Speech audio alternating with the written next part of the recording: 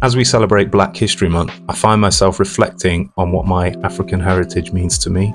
I belong to a category often labelled as mixed race. My father is Black African and my mother is white English. While such mixes aren't new in history, there are still identity challenges. Creatively, my soul resonates more with my African heritage, and I'm still exploring the depth and meaning behind that connection. In an effort to express and understand these emotions, I'm currently in the process of creating an art piece on this very subject. My hope is that through sharing my journey, I can lend support to those experiencing a similar identity crisis. My visual appearance marked me as lighter than the African side and darker than the English side. This visual distinction can make you feel like an outcast. Yet, as I grew older, I realised this was not just a personal struggle. It's a sentiment shared by many who find themselves straddling two worlds or cultures.